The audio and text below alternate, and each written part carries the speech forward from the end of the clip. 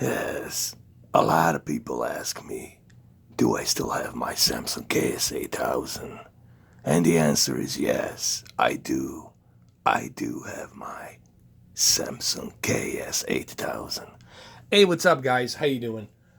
You know me, I gotta put in a little bit of comedy, a little bit of voiceover. Yes, this is a Samsung KS8000, and I'm using this time a Xbox One S 4K player. I really wanted to see how it looks on the Xbox One S 4K player. I believe the Xbox One S has a Philips 4K player built inside of it. It's a decent 4K player, but it still looks good. Now, let's talk about a Samsung KS8000. Now, this TV, it's showing its age. You know, it's getting old. It's been, 3 years? But having said that, I'm still impressed by its peak brightness. You know, the one unique feature that this TV always had was that highest peak brightness. Now, this is not the highest, brightest TV on the market right now. At the time, it was the brightest TV at the time. But now, obviously, we have Q9F, Q8F, we got Z9D, there's Panasonic, there's plenty of other TVs out there that can go with a higher peak brightness. But it still, look, I'm testing this and it still looks great. It still looks great. Now, a lot of you are going to ask me, well, what type of picture settings do you recommend to use on this TV? Well, first, let's go to a couple of scenes here, and I'm going to try to give you guys my picture settings that I use for Samsung KS8000 65-inch TV. This is a 4K UHD Blu-ray version of a movie, Infinity War, Avengers, and I am using the Xbox One S. I purposely wanted to use the Xbox One S to test to see, for those of you who can't afford or don't have the Oppo UDP-203 because it's expensive, for those of you who have Xbox One S, how this would look on the Samsung KS8000. You know, the one key important fact that needs to be remembered about Samsung KS8000, it is a edge-lit TV from top to bottom. If you are somebody like me who has 3 full array of local dimming televisions from Sony and TCL, once you experience full array of local dimming, it is really kind of difficult to go back to the edge lit from top to bottom. Now, I'm not saying that you can't watch it, but it's going to be a different experience watching this on a full array local dimming TV than to you watching it on a edge-lit. The problem with the edge-lit is that bending light. You know, it's very difficult to block that bleeding light from top to bottom when you have the edge-lit panel. Okay, this is one of the things that this is the only thing that stops this TV from like being really great. You know, if this TV didn't have that edge-lit technology, this would probably be the highest recommended TV.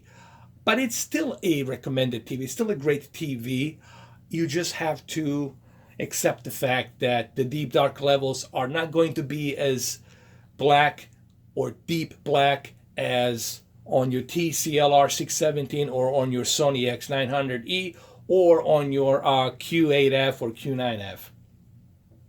But overall, picture quality is great.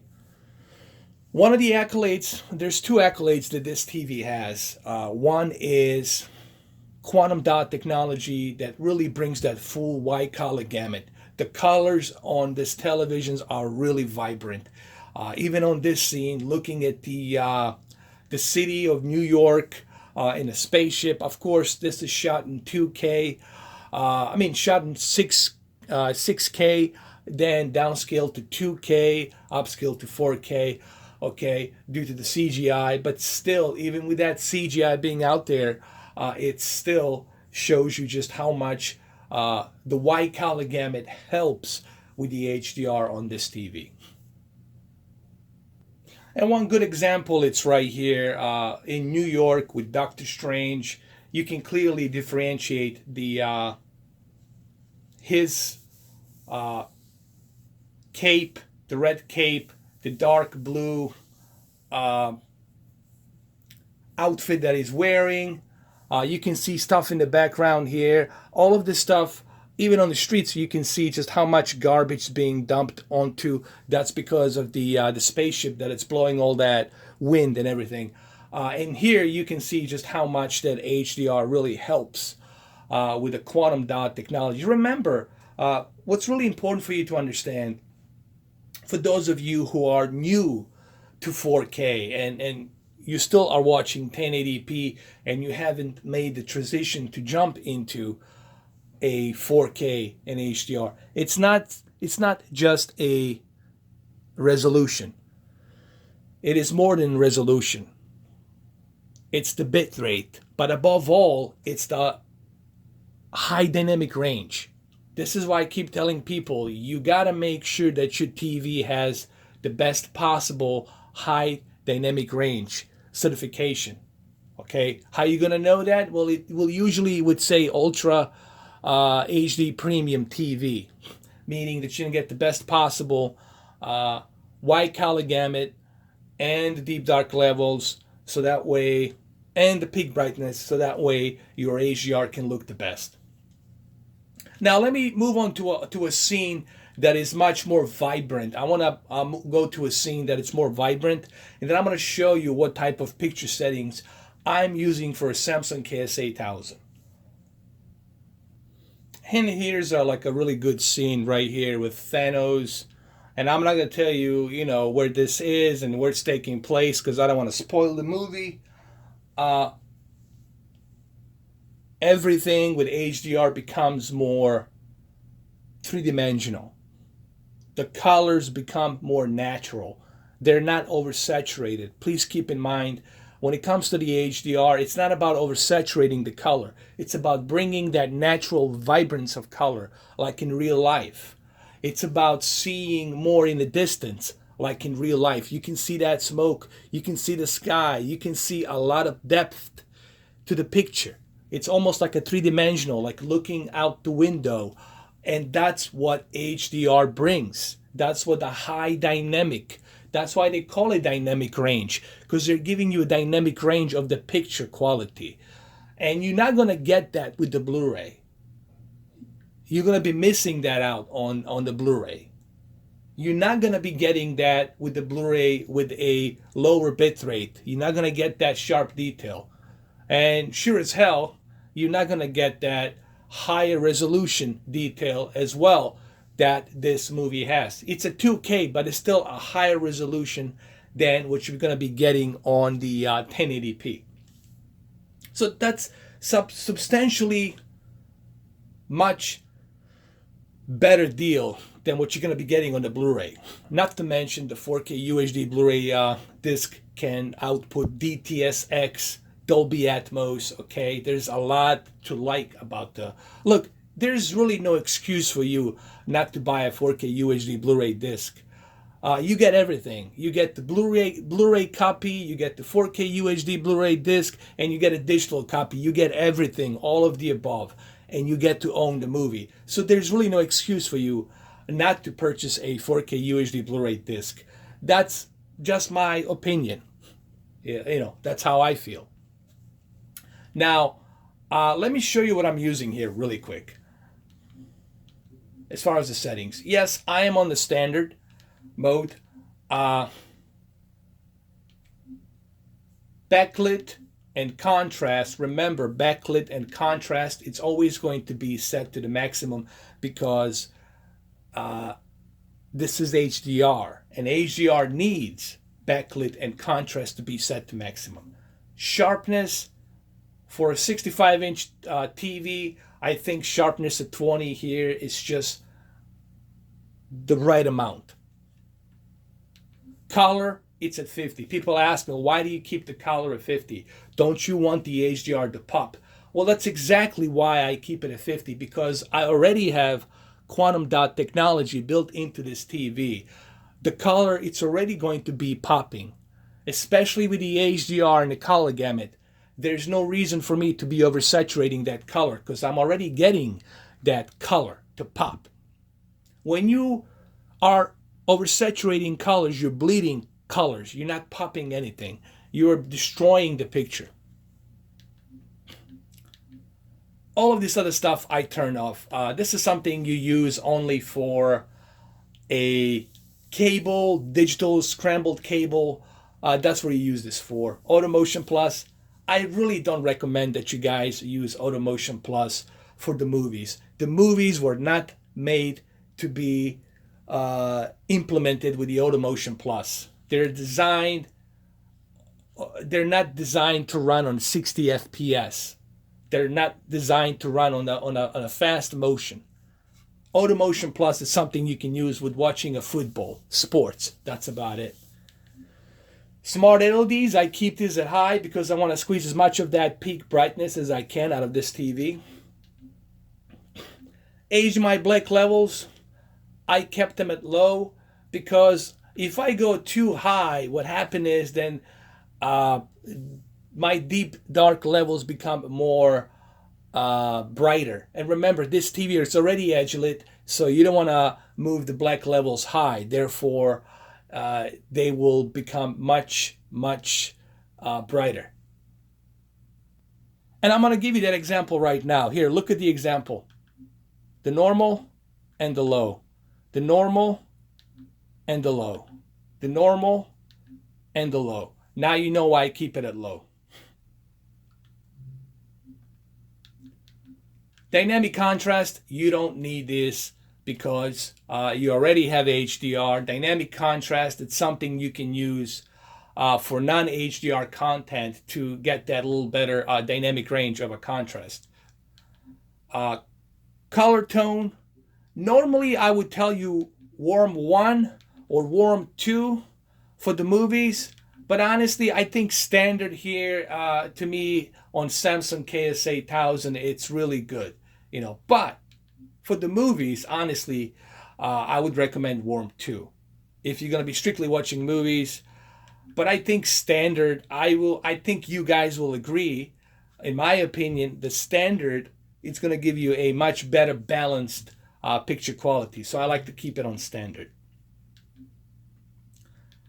Gamma, I keep that at 0. And color space, always keep it on automatic. So this is pretty much what I'm using for Samsung Ks-8000. Let's go through some more scenes really quick and I'll talk about this movie and this TV a little bit.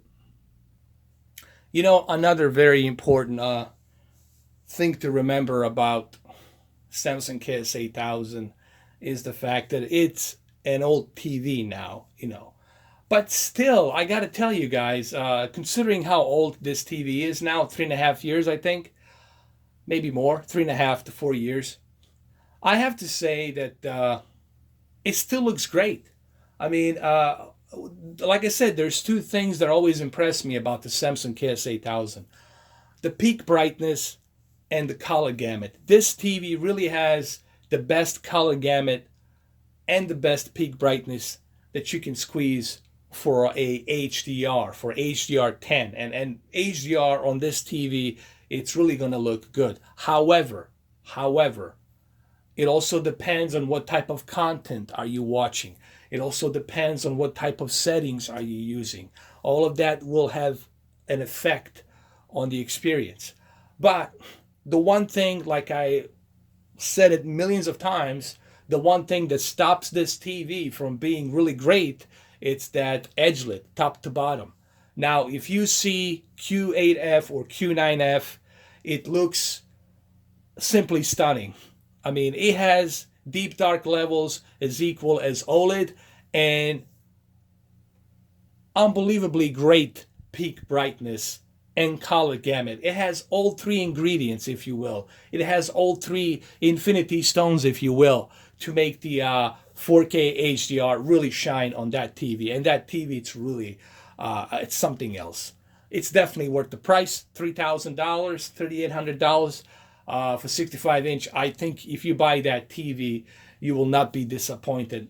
You will really, really get an amazing experience for your 4K UHD Blu-ray movies and your gaming experience. But what's also really striking is the fact that I'm using a Xbox One S 4K player. I'm not even using the Xbox One X. I'm using my Xbox One S 4K player. That was this is the Xbox One S console that was released on a 2016? Yeah, it was 2016 or 2015. I think it was 2015. 2015 or 2016. I can't remember. One of those years. And I think it was 2016. 2016. And I'm still blown away by just how good this 4K player looks. Now, is it better than Oppo UDP-203? No. Oppo UDP-203 has more features. And Oppo UDP-203, it's able to decode that bitrate at its best. You know, you're going to get that constant bitrate with the Oppo UDP-203, and it's going to look just much, much, much better. You know, Oppo, it's the best 4K player out there in the market. They just released a new firmware update, which I'm going to be working on in my next video. People who say that Oppo UDP-203 doesn't have any more firmware updates, that's not true. They still have firmware updates, even though they discontinued sale of that 4K player. They still do firmware updates, which I'm going to do that video and show it to you. So let's go jump to another scene really quick here. But look, Samsung Ks-8000. If you have Samsung Ks-8000 and, you know, you're not looking to be upgrading your 4K TV until maybe next year or a year after, you're still good. You know, honestly, you're still good. You're still going to enjoy that HDR. You're still going to enjoy that 4K. And you're still going to have a good experience. Way better experience than watching it on a Blu-ray. So, you're still good. However, it's really important that you understand that this is the edge-lit panel. And this is the problem with the edge-lit panels, is the fact that you cannot get that contrast ratio. You cannot get that dynamic, you know, that contrast dynamic ratio of deep dark levels and the white bright levels. Why? Because that light, it's bending and it's bleeding over it, especially at night. If you're watching this with the lights turned off, you will notice that edge lit big time. I mean, you're definitely gonna see it from top to bottom. There's no question about that.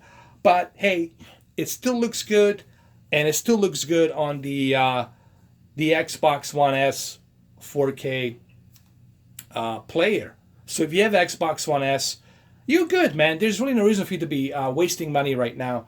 You still have a 4K player, you still have a 4K television, and you still have HDR. I mean, you're still experiencing HDR. You're still experiencing 4K. Okay? So, you know, you're still good. Is there a difference? Yes, guys. If you look at my previous video, there are differences between this and TCLR 617. There are differences between this and 900E. Why? Because they have full wheel local dimming. Okay, and 96 local dimming zones obviously will blow away the edge lit. Period. Okay, so there you go. Thank you guys for watching. I appreciate it. Hopefully I didn't spoil too much here, but there you go. Yeah.